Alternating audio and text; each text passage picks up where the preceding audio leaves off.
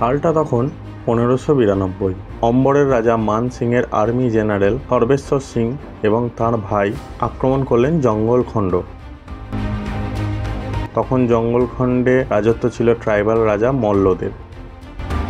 এই মল্ল রাজাদের পরাজিত করে সর্বেশ্বর সিং উপাধি ধারণ করলেন মল্লদেব এবং তার যে রাজধানী তার নাম দিলেন ঝাড়গ্রাম।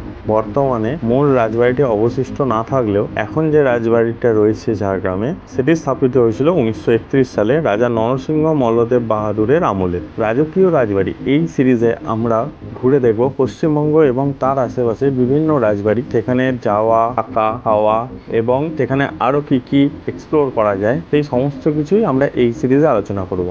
আপনাদেরকে স্বাগত জানাই রাজকীয় রাজবাড়ি সিরিজের প্রথম ভিডিওতে। ডিল ফিল সব পেয়ে গেছি, অ্যাডভান্স পেমেন্ট করে দিয়েছি, লাঞ্চ বুক করা আছে। এখানে ভাই নিয়ে যাচ্ছে আমাদের লাগেজ আর আমরা পিছন পিছন যাচ্ছি। দেখবো সেইটা দিয়ে উঠে এসে এই ফোনে ময়ূর 105, এটা হচ্ছে আমাদের রুম।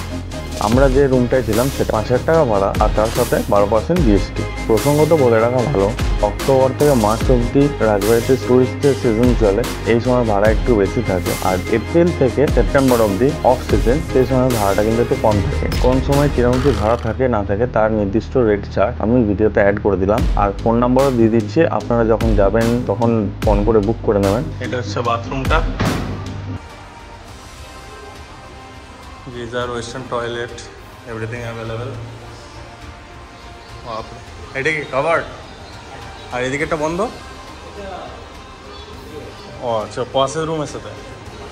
এখন বাজছে হচ্ছে 2:30, স্নান টান করে রেডি, এরপর যাবো হচ্ছে লাঞ্চ করতে রাজকীয় থালি। চলো দেখা যাক রাজকীয় থালিতে কীরকম কি রাজকীয় ব্যাপার আছে না আছে। ডাইনিং হল আমাদের এই সামনেই, এটা হচ্ছে ডাইনিং হল, খুব সুন্দর করে সাজানো, একদম জাস্ট রয়্যাল একটা টাচ, রয়্যাল একটা ফিল আছে। সাইডে পেন্টিং, দেওয়ালে একটা ছোট আয়না, ওইখানেও একটা আয়না, পুরোনো দিনের ফ্যান, কড়িবর্গা দেওয়া, মানে ঐতিহ্যের একটা চারিদিকে নিদর্শন তোমরা পেয়ে যাবে। শ্বেত পাথরের টেবিল, নিচে কাঠের ওপর কারুকার্য করা। এই টেবিলগুলো কাঠের, চেয়ারগুলো পুরোনো দিনের সুন্দর গদি বসানো চেয়ার। এটা সাজানোটা খুবই সুন্দর এবং এটা হচ্ছে ডাইনিং হল থেকে বেরোনোর পর দৃশ্যটা। সন্ধ্যের দিকে বা বিকালের দিকে এখানে বসে তোমরা এখানে চা এনজয় করতে পারো। যারা স্মোকার তাদের জন্য এখানে অ্যাস্ট্রে দেওয়া আছে আর এখানে ছোট্ট একটা গাছ। অসাধারণ, মানে টোটাল ফিলটাই কিন্তু এখানে অসাধারণ।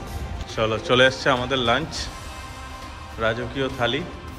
মেনুতে হচ্ছে কাঁসার থালাতে ভাত, ডাঁটার তরকারি, ডাল, ফুলকপির তরকারি, মাছ, মাংস, চাটনি, দই, মিষ্টি, এই কেটা ভাজা রয়েছে, লেবু, স্যালাড, লঙ্কা, ঢেঁড়স ভাজা, পাঁপড়। শুরু করা যাক। তো রাজকীয় থালি, রাজকীয় খাওয়া দাওয়ার পরে এই হচ্ছে পান, এবার পানটা দিল। আর খাবারের রিভিউ বলতে খাওয়া দাওয়ার টেস্ট খুবই ভালো, আইটেম অনেক কিছু ছিল। রাজকীয় থালি সুন্দর খাওয়া দাওয়ার পর একটু রেস্ট নেবো রাজার মতো। হ্যাঁ, তো চলো এখন আপাতত বাই। সন্ধ্যাবেলায় ঘুম ভাঙলো ঘন্টার আওয়াজে। রুম থেকে বেরিয়ে দেখি যে ঘন্টার আওয়াজ আসছে এবং সেই আওয়াজ ফলো করতে করতে গিয়ে আমি পৌঁছাই রাজবাড়ির মন্দিরে। সেখানে গোপালের নিত্য পুজো হচ্ছিল, সেটাও চাক্ষুষ করার সুযোগ পেলাম। আর সত্যি বলতে সন্ধ্যাবেলায় রাজবাড়িটাকে আরও বেশি মায়াবী, আরও বেশি রহস্যময় মনে হচ্ছিল।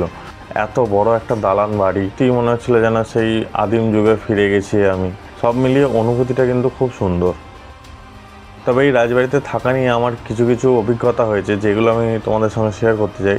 এক হচ্ছে এখানকার ব্যবস্থাপনা খুব একটা ভালো নয়। যারা এখানকার ম্যানেজমেন্টের দায়িত্বে আছেন তারা অতটাও বেশি রেসপন্সিভ নয় ট্যুরিস্টদের বা গেস্টদের প্রতি।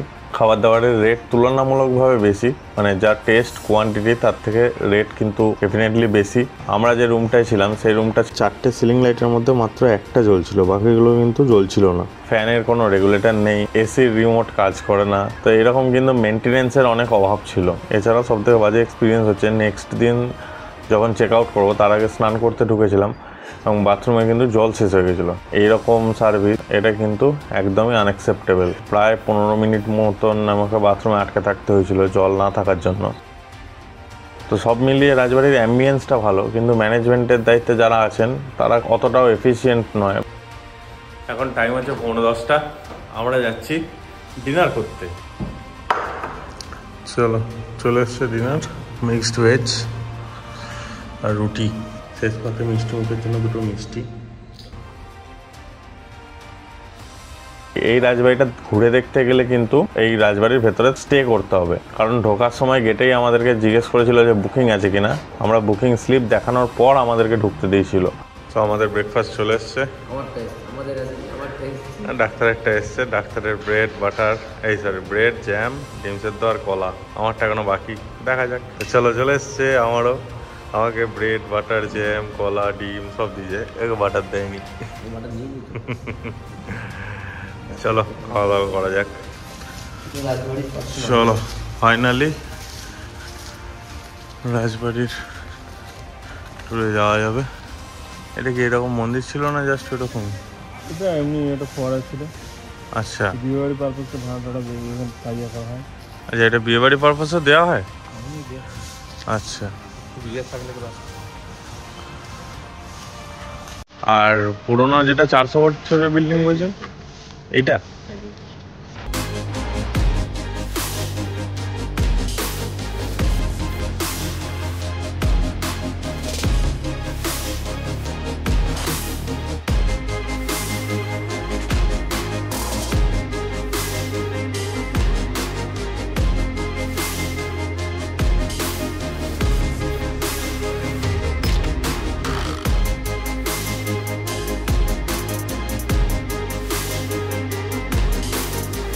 ডাম্বেল?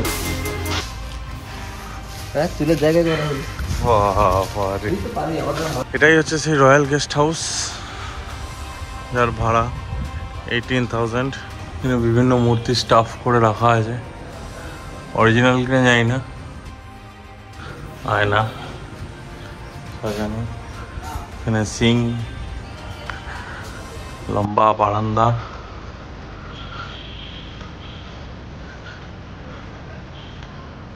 ওয়াও,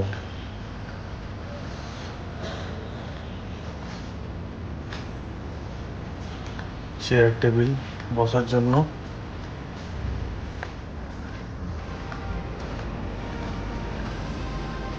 ব্যাস কমপ্লিট। এটা রাজবাড়ির মূল বিল্ডিং থেকে একটু আলাদা, কিন্তু জায়গাটা অসাধারণ সুন্দর। আগেকার দিনের ভিন্টেজ ডোরবেল। ভিডিওটা যদি ভালো লাগে তাহলে লাইক করতে পারো, চ্যানেলটা সাবস্ক্রাইব করতে পারো। আর এরকমই আরও ট্যুরস অ্যান্ড ট্রাভেলস রিলেটেড এবং ইনফরমেটিভ ব্লগ যদি ভালো লাগে তাহলে চ্যানেলটার সঙ্গে থাকো। Thank you, thanks for watching, by.